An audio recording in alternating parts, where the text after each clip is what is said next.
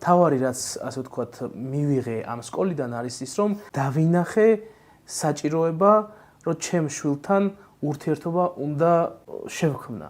ანუ მშობლებსა და შვილებს ერთმანეთთან ურთიერთობა ფაქტობრივად არ აქვს ამ ქვეყანაში. სახლში სხვა რამე შეიძლება ხდებოდეს, სკოლაში სხვა რამ შეიძლება ხდებოდეს, მორალი ყველაფერი განსხვავებულია და რაღაცნაირად ბავშვები ორ სხვადასხვა და შეიძლება ბევრ სხვადასხვა რეალობებში ცხოვრებას ეჩვევიან. მეც კი ჩაგერთვები, ანუ უფრო უარესად ვუყურებ მეც აი როგორც რაღაცა ანუ პირიქით რაღაც გაგებით მშობელი ხდება სკოლის აგენტი. ანუ აი თუ რაღაცა მშობელი ორიენტირებულია რომ ანუ დაამისმა შუმა დააკმაყოფილოს ის რაღაცა სკოლის მოთხოვნები, იდეაში სახლშიც კი სკოლის წესები გადმოაქვთ ხშირ შემთხვევაში. კი და ანუ სკოლის მხრიდან გამოვლენილი ძალადობა ვრცელდება მერე სახლშიც. კი და აი მაგალითად სიტყვაზე გურამისგან და დაჩისგან განსხვავებით და როცა დაჩი ფაქტობრივად მე ვერ შევატყე როგორც ამ შემთხვევაში სკოლის თანამშრომელმა რომ რაღაცა დიდი და შეიცვალა დაჩის თავს, აი რაღაც დაჩი როგორც, მაგრამ აი ალექსანდრეს ფიზიკურად დაეტყო. კი.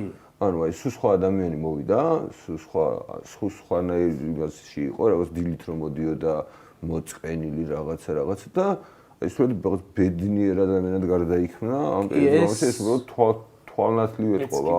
ეს მოხდა დაახლოებით 2-3 თვეში და იმდენად დიდი დრო მგონია რომ გავიდა როგორ დამავიწყდა.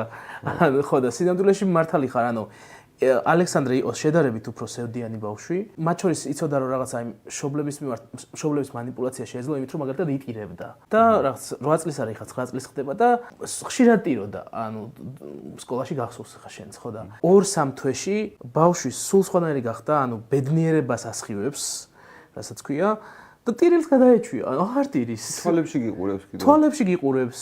ანუ ყველანაირად ცდილობდა დაძრომას, მანიპულაციას და თან იყო სევდიანი. და ეხლა ეს ყველაფერი შემოტრიალდა მთლიანად.